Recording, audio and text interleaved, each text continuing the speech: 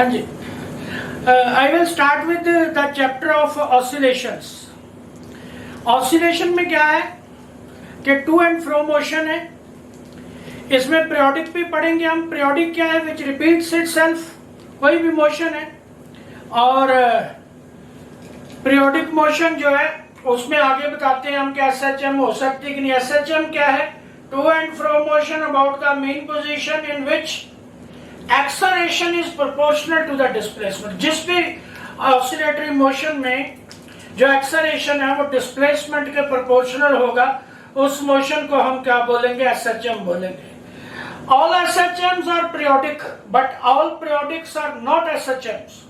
जैसे moon revolve around earth periodic है but SHM नहीं है, क्योंकि किसी फिक्स्ड पॉइंट के अबाउट ऑसिलेट नहीं कर रहा है जो आपका मून है। सबसे पहले बात करते हैं एसएचएम की। एसएचएम हमने लिखा है it is to and fro motion about the mean position in which acceleration is proportional to displacement. Periodic functions, ये जो साइन कॉस टैन है तीनों पीरियोडिक। हम पढ़ते क्या है? साइन और कॉस।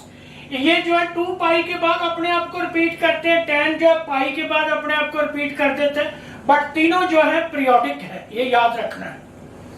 अब बात आती है टाइम पीरियड की। जहां भी कहीं किसी क्वेश्चन में आपको साइन कॉस टैन लिखा हो, पूछा जाए कि ये पीरियोडिक क्वेश्चंस, पीरियोडिक फंक्शंस हैं कि नहीं, आपने बोलना कि ये पीरियोडिक है। पीरियोडिक है तो उसका नेचुरली आपको टाइम पीरियड याद होना चाहिए, पता होना चाहिए टाइम पीरियड कैसे निकालना। तो सीधा याद रखना है, अगर आपका साइन थीटा है, sine omega t, cos theta या थीटा की जगह ओमेगा टी लिखा है, sine theta, sine cube theta, sine 5, sine 7 and so on, cos theta, cos cube theta, cos 5 theta. इनके लिए टाइम पीरियड क्या होगा जी? 2 पाई बाई ओमेगा। फिर मैं बोल देता हूं कि थीटा जो है वो ओमेगा टी, मैं पहले लिख दिया। और दूसरा आएगा स्क्वायर 4 साइन का और स्क्वायर 4 कॉस का, 6 आ गए, 8 आ गए, सो ऑन। उसमें आपका टाइम पीरियड क्या रहेगा? Pi by omega, right. अब इसमें एक क्वेश्चन आता है कि ये एक क्वेश्चन है cos omega t, sine 2 omega t, cos 4 omega t is a periodic motion. तो हम ऐसे स्टेटमेंट ऐसे दिए, does cos omega t sine 2 omega t cos 4 omega t represents a periodic motion if yes find the time period। अब देखिए ये भी periodic है, ये भी पीरियोडिक है, ये भी पीरियोडिक है। तीनों में टाइम पीरियड अलग अलग होगा। इसमें है क्योंकि कॉस है ये वाला, ये आ गया 2 पाई बाई ओमेगा। इसके केस में आ गया क्योंकि साइन है 2 पाई बाई ओमेगा तो रहेगा ही साथ में, ये कोशेंट जो है इधर आके मल्टीप्लाई हो जाएगा ओमेगा के साथ। इसका क्या आ जाएगा? 2 पाई बाई ओमेगा, ये कोशेंट जो है इधर आके मल्टीप्लाई हो जाएगा। इसको अगर हम टी नॉट लेते हैं, ये कितना आ गया? T not by 2, T not by 4। अब हमें इस इक्वेशन का, इस मोशन का जो है टाइम पीरियड पूछा गया, इंडिविजुअल का टाइम पीरियड नहीं पूछा गया। आपको एक एग्जांपल देता हूं। आप 3 लेग्ड रेस के बारे में सुना होगा। उसमें अगर एक बंदा वीक है, एक स्ट्रांग है, रेस कब कंप्लीट मानी जाएगी? जब वीक जो है वो भी पहुंच जाएगा। ये नहीं कि स्ट्रांग उसको खींच के ले जाए, दोनों को इकट्ठे जाना है, कंप्लीट एक ही टाइम पे करनी है। जैसे आप केमिकल काइनेटिक्स में लेते हो, स्लोएस्ट स्टेप जो है that is the rate determining step. आप फ्री रेडिकल आयंस वाले जो रिएक्शंस हैं उनको नहीं लेते हैं rate determining. Rate determining step कौन सा है? रेट डिटरमिनिंग स्टेप है आपका स्लोएस्ट स्टेप जो है। तो टाइम जो है सिमिलरली इधर पीरियोडिक्स में भी टाइम पीरियड किसका लेंगे? जो स्लोएस्ट है। जितने देर में ये एक ऑसिलेशन होगी कंप्लीट इसकी, ये 2 कर लेगा, ये 4। तो ऑसिलेशन कंप्लीट कब गिनी जाएगी? जब ये वाली कंप्लीट होती है, राइट। तो टाइम पीरियड आपने कौन वाला लेना है, 2 पाई बाई ओमेगा, जो सबसे बड़े वाला टाइम है, क्योंकि इसने तो 2 कर लेनी पूरी, इसने 4 कर लेनी है। ऑसिलेशन आपकी पूरी कब कंप्लीट होनी है, जब ये वाला जो है cos ओमेगा टी, ये वाला पोर्शन जो है अपनी ऑसिलेशन जो है कंप्लीट करेगा। सो टाइम पीरियड इसका कितना आप रखोगे, 2 पाई बाई ओमेगा।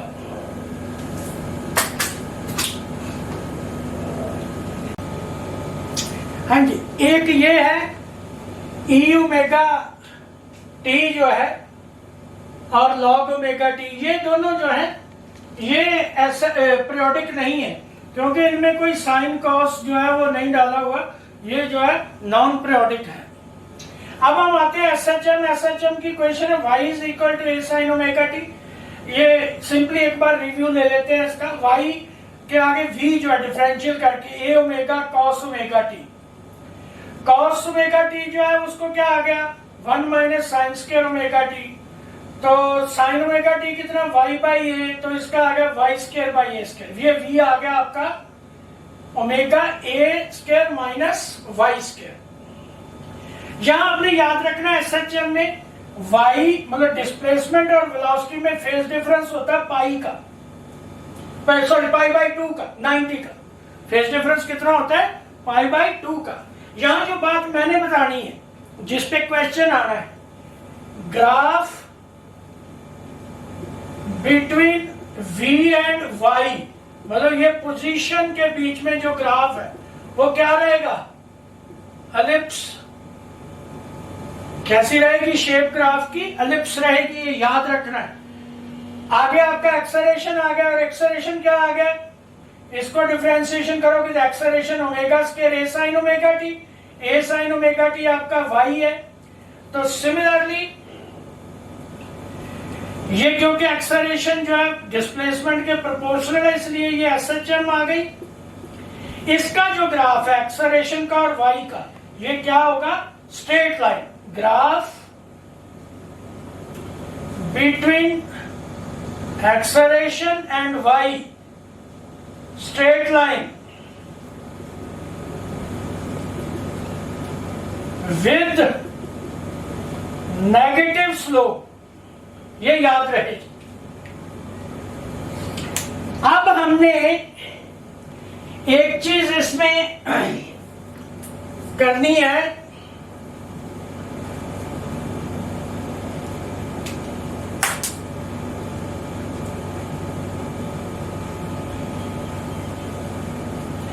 ये क्वेश्चन देखिएगा, a block is resting on a piston which executes SHM, time period 2 seconds है, find maximum velocity of piston at an amplitude so that block just separates the piston। बेटा इसमें block just separates बोले या block just remains in contact बोले, दोनों में same लेना है। अब देखिए जरा, ये मान लीजिए मेरा हाथ जो है, इसको पिस्टन ले लीजिए, ये जो है ब्लॉक है, राइट, ये ऐसे ऐसे एसएचएम कर रहा है। ये जो ब्लॉक है, क्योंकि ये इसके साथ जुड़ा हुआ नहीं है, जस्ट रखा हुआ है इसके ऊपर, इसको अगर फ्रीली छोड़ोगे तो इसकी एक्सेलरेशन कितनी हो सकती है, 9.8 मीटर्स पर सेकंड स्क्वायर, मतलब gravity, acceleration due to gravity. But ये पिस्टन आप जितनी मर्जी जोर से चला सकते हो। जब इसकी पिस्टन की एक्सेलरेशन 9.8 या उससे ज्यादा हो जाएगी तो ये जो ब्लॉक है इसको पिस्टन को लीव कर देगा। क्यों? क्योंकि पिस्टन तो 9.8 से ज्यादा जाना शुरू हो गया। ये कितने से जा सकता है? सिर्फ 9.8, जिससे इसको अर्थ खींचेगी। तो इसका मतलब क्या है कि जो मैक्सिमम एक्सेलरेशन है जिसपे ये ब्लॉक और पिस्टन जो है सेपरेट होंगे, that should be equal to g. ये जो आपकी एक्सेलरेशन है, ये जो है मैक्सिमम एक्सेलरेशन, क्योंकि साइन ओमेगा टी 1 हो जाएगा मैक्सिमम के लिए, तो ये वाली जो चीज है ये आपकी कितनी हो जाएगी? जी के बराबर। ये कंडीशन है, ये याद रखना। तो उस केस में ओमेगा जो है 2 पाई बाई टी होता है, तो कितना आ गया 4 pi square by T square. ये याद रखना 4 पाई स्क्वायर जो है हमेशा 40 के इक्वल लेना है। इससे आपका A1 आ गया। तो मैक्सिमम वेलोसिटी कितनी आ गई जी आपकी ओमेगा ए। इधर से आप निकाल सकते हो y 0 है, क्योंकि वेलोसिटी मैक्सिमम कब होती है जब आपका डिस्प्लेसमेंट 0 है। तो उस केस में आप इसको कैलकुलेट करोगे तो वेलोसिटी कितनी आ जाएगी 3.14। इस पे टाइम पीरियड भी आ जाता है कई बार कि जस्ट सेपरेट करता हूं उस टाइम टाइम पीरियड कितना। तो इसमें omega a is equal to g लेके, इसमें आप लेते हैं ना ओमेगा वाई एक्सेलरेशन लेके, तो उसमें आप निकालते हो time period 2 pi is equal to displacement by acceleration. तो डिस्प्लेसमेंट इसमें क्या आएगी ए और एक्सेलरेशन क्या आएगी जी। ये याद रखना है जब जस्ट सेपरेट का केस आएगा।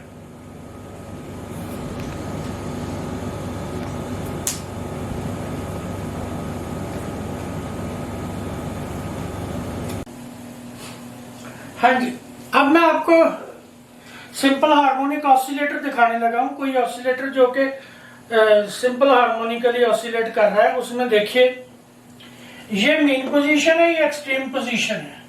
मीन पोजीशन पे सारी एनर्जी काइनेटिक, एक्सट्रीम पोजीशन पे सारी एनर्जी पोटेंशियल, बीच में काइनेटिक भी रहेगी पोटेंशियल भी रहेगी। यहां आपको एक चीज बता दें, at y is equal to a by root 2 kinetic और पोटेंशियल जो है वो सेम होती हैं। जितनी काइनेटिक है मतलब दोनों कितनी रहेंगी 50-50%। ये याद रखना है। And at y is equal to a by 2 75% kinetic energy है, 25% क्या है पोटेंशियल एनर्जी। यही चीजें दो याद रखना, सीधा इसकी कोई डेरिवेशन नहीं करना आपने। अब जो मैं बात बताने लगा हूं, मीन पोजीशन से एक्सट्रीम पोजीशन एक पे जाते हुए यहां से यहां तक डिस्टेंस ए है। तो आपको इधर देखिए ये T/4 T/4 T/4 T/4 T हो गया, एक टाइम हो गया। यहां से जब यहां जाओगे A/2 टाइम जाने के लिए आपको टाइम लगेगा T/12 और A/2 से A तक जाते हुए आपको लगेगा T/6। ऐसे ही वापसी पे है। थोड़ा सा बता दूं, बच्चे पूछते हैं कि इधर कम क्यों है इधर ज्यादा क्यों है, क्योंकि इधर बॉडी जो है वेलोसिटी मैक्सिमम होती है, तो धीरे धीरे वेलोसिटी कम होती जाती है, इसलिए एक्सट्रीम पे पहुंचने के लिए टाइम जो है वो ज्यादा लगेगा। ये दोनों चीजें याद रखनी है आपने, ये भी और ये भी। अब एक्सट्रीम पोजीशन पे पोटेंशियल एनर्जी मैक्सिमम है। देखिएगा इधर से शुरू हुआ, एक बार पोटेंशियल एनर्जी मैक्सिमम हुई, दूसरी बार पोटेंशियल एनर्जी मैक्सिमम हुई। सिमिलरली काइनेटिक, एक बार यहां काइनेटिक एनर्जी मैक्सिमम है, एक बार वापसी पे। इसका मतलब एक ऑसिलेशन में 2 बार पोटेंशियल एनर्जी मैक्सिमम हुई है, 2 बार काइनेटिक एनर्जी, मतलब सारी एनर्जी काइनेटिक बनी है 2 बार, सारी एनर्जी जो है पोटेंशियल बनी है। तो इसका मतलब क्या हो गया, अगर सिंपल हार्मोनिक ऑसिलेटर की फ्रीक्वेंसी न्यू है, न्यू मान लो 10 हर्ट्ज है, 20 हर्ट्ज है, कितनी भी है, तो काइनेटिक एंड पोटेंशियल एनर्जी जो है उसकी फ्रीक्वेंसी कितनी होगी 2 न्यू। कितनी होगी बेटा 2 न्यू, क्योंकि 2 बार पूरी एनर्जी काइनेटिक एंड पोटेंशियल हुई है ना। अब बात आती है कि टोटल एनर्जी जो उसकी फ्रीक्वेंसी कितनी। बच्चे कहते हैं 2 बार काइनेटिक हो गई, 2 बार पोटेंशियल हो गई 4 न्यू जी। नो, काइनेटिक एनर्जी की और पोटेंशियल एनर्जी की फ्रीक्वेंसी 2 न्यू है। टोटल एनर्जी जो है वो हमेशा कांस्टेंट रहती है, वो यहां भी उतनी है, वहां यहां सारी मोशन के दौरान जो है टोटल एनर्जी चेंज नहीं होती। फ्रीक्वेंसी का मतलब क्या है चेंज, तो टोटल एनर्जी चेंज नहीं होती, इसलिए टोटल एनर्जी की फ्रीक्वेंसी क्या है 0। ये याद रखना है। क्वेश्चन आपको इससे भी आगे आएगा कि टोटल एनर्जी का टाइम पीरियड बताइए जी। तो आपकी फ्रीक्वेंसी क्या होती है 1/t, या टाइम पीरियड कर लो, टाइम पीरियड पूछा t is equal to 1/ν, frequency 0 है तो टोटल एनर्जी का टाइम पीरियड प्यारे बच्चों क्या होगा इनफाइनाइट। कितना होगा इनफाइनाइट। ये याद रखना है, नीट जेई में ये चीजें आनी है। किसी ने सिंपल पेंडुलम का टाइम पीरियड नहीं ड्राइव करा के देखना कि ले भाई टाइम पीरियड ड्राइव कर दे, समझे ना मेरी बात। ये चीजें ध्यान से सीखनी। जैसे वो पिस्टन वाला क्वेश्चन करवाया मैंने, ये वाला बताया है। अब मैं सिंपल फार्मूला एक रिवाइज करवा दूंगा। सिंपल पेंडुलम का टाइम पीरियड होता है 2πL/g√।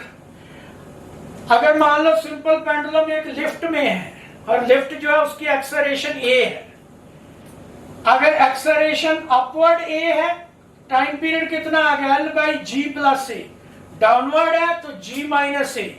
अगर हॉरिजॉन्टली है लिफ्ट ऐसे जा रही है तो उसमें formula g² + a² under root करके मतलब रिजल्टेंट एक्सेलरेशन लेके फिर उसका टाइम पीरियड निकालना है।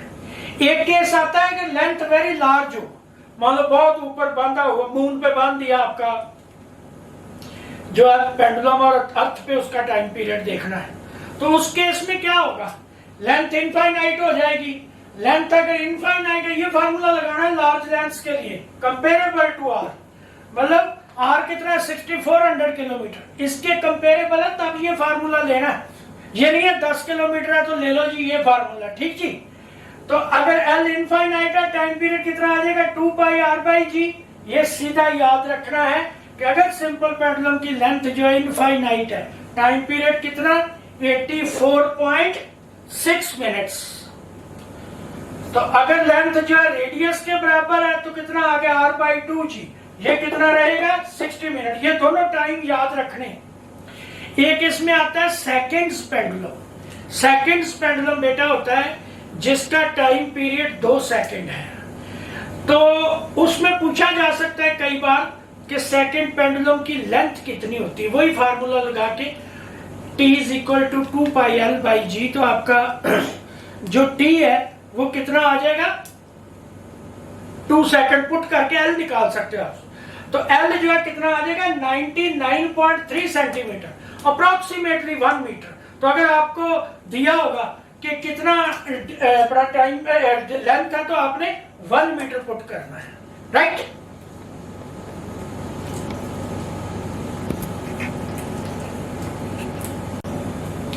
हाँ जी, यहां एक बात ध्यान रखनी है, अगर टाइम पीरियड डिक्रीज हुआ है, टाइम पीरियड डिक्रीज हुआ तो पेंडुलम जो है तेज तेज चलेगा, और अगर टाइम पीरियड इंक्रीज हुआ है तो टाइम पीरियड जो है अपना पेंडुलम जो है वो क्या हो जाएगा स्लो हो जाएगा।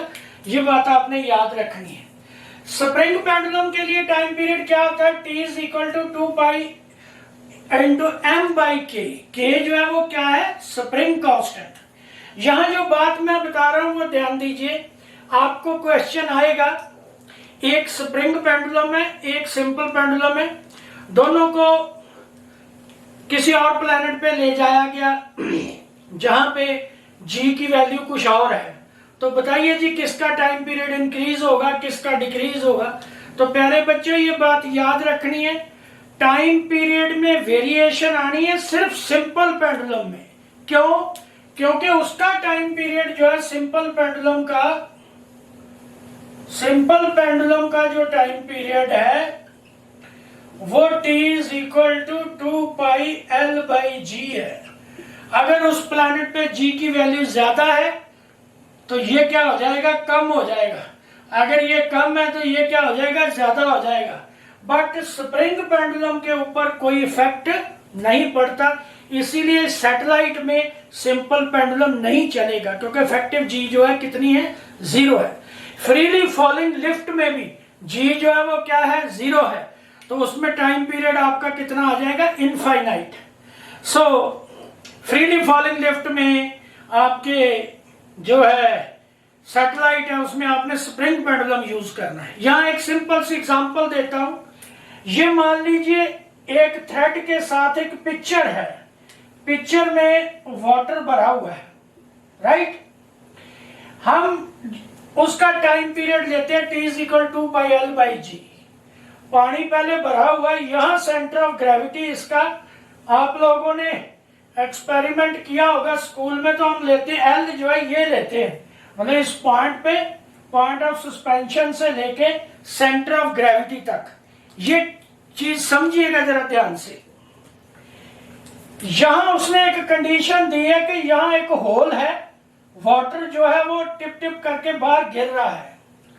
बेटा जैसे जैसे वाटर नीचे को गिरेगा पिक्चर से बाहर आएगा, पिक्चर तो ऐसे ऐसे झूम रहा है सिंपल पेंडुलम, पानी नीचे नीचे जाएगा तो COG जो है सेंटर ऑफ ग्रेविटी जो है वो क्या आता जाएगा, डाउन आता जाएगा, मतलब ये वाला पॉइंट जो है डाउन आता जाएगा।